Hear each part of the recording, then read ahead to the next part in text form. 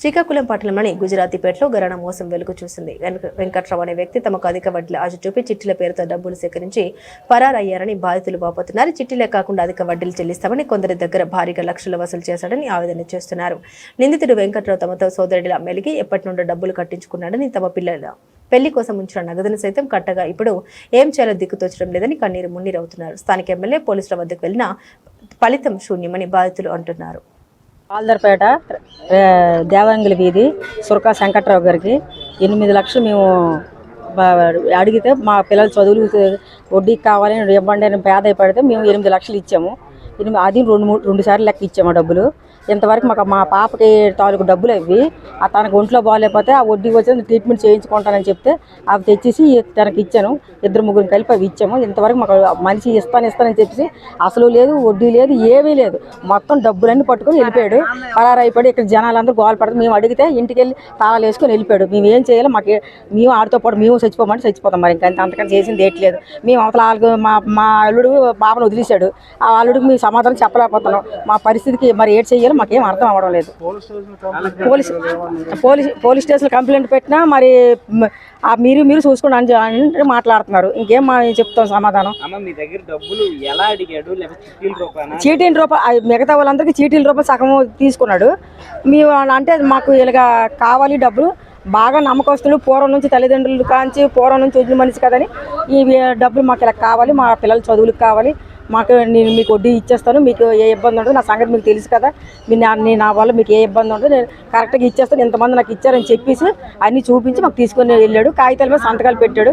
ఎటువంటి లేదు, ఏదైనా ఇదే అయినప్పుడు నా జాగా ఉంది, నా జాగా మీద మీరు ఏదైనా అప్పుకుంటుంది మీకు అని చెప్పి సంతకాలు పెట్టాడు. 8 లక్షలు రూపాయి.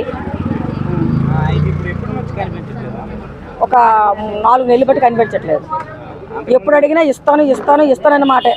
నా ఇల్లు ఉంది కదా, నా ఆస్తి ఉంది కదా అందరే, కానీ మనిషి కనబట్టు డబ్బులు ఇవ్వడం లేదు సార్. వెనక్కి తిరిగేసి ఆ పిల్లలు కూడా మాకు అంటారు డబ్బులు ఇచ్చేసి 3 సంవత్సరాలు అయింది సార్. 3 సంవత్సరాలు అయింది కానీ వడ్డీ ఇచ్చాడు ఇవ్వలేదని సంబంధం లేదు. లాస్ట్ లో ఏడ్ చేశాడు. 1 సంవత్సరం ఇచ్చాడు, అది కూడా లాస్ట్ లో ఏడ్ చేశాడు. మా చేతులు తీసి మా పిల్లలకి అన్ని నాశనం చేసి వెళ్ళిపోయాడు. దొంగలా పారిపోయాడు. దొంగ వెధవ. మేము 13 లక్షలు ఇచ్చాము సార్. 13 లక్షలు ఇచ్చాము. నెట్ క్యాష్ ఇచ్చాము. ఇస్తేనేమో అన్నదమ్ములు ఏటన్నది తెలిసిన వెళ్ళినాడు. ఆడికి తీయట్ చేయలేదు కానీ మాకెందుకు ఎట్లా వచ్చాడు సార్. అన్నదమ్ములు పోలీస్ స్టేషన్ రావడానికి కేసు సపోర్ట్ ఇవ్వాలి అంత సపోర్ట్ ఇచ్చారు అన్నదమ్ములు. వాళ్ళు ఇప్పుడు రమ్మనండి బయటికి. ఈ ఇల్లు ఎరగొట్టకపోతే అలా కానీ ఇల్లు ఎరగొట్టి కొక్కలారి తెప్పిస్తాను నేను. పోయే డబ్బులు తాళం మెరగొట్టండి. ముందు తాళం మెరగొట్టండి సార్. పర్వాలేదు, తాళం మెరగొడితే ఎటు అయితే అది అయ్యింది.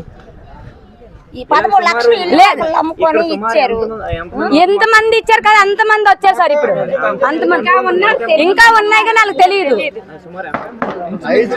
5 కోట్లు ఇవ్వాలి సార్. 5 కోట్లు మినిమం. లేదు, అతను తాళం అయితే ఈరోజు జరగొట్టండి సార్. మీరు ఏటైతే అది అయ్యింది. ఏ వస్తువులనే అందరు తీసుకొని వెళ్తారు. ఏ వస్తువులని అందరు తీసుకొని వెళ్ళమంటారు. లేదు, ఇల్లు నాశనం అయిపోతే అంత కొట్టాడు సార్. ఇల్లు నాశనం అయిపోతాడు. లేరు, ఇల్లు ఉంది. మా అక్కలు కొట్టుకున్నారు. మా అక్కలు పోషక అతని బతున్నారు. నాకు ఫిట్స్ కూడా ఉంది.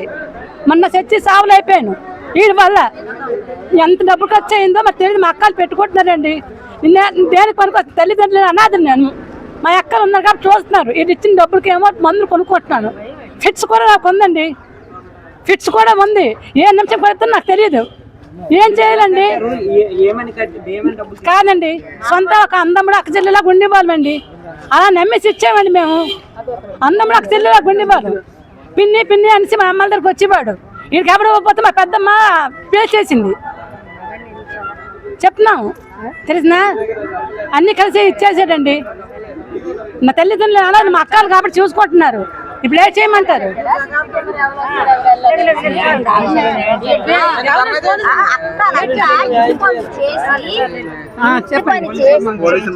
పోలీసులు న్యాయం కూడా చేయలేదండి. ఎమ్మెల్యే దగ్గర కూడా వెళ్ళాము.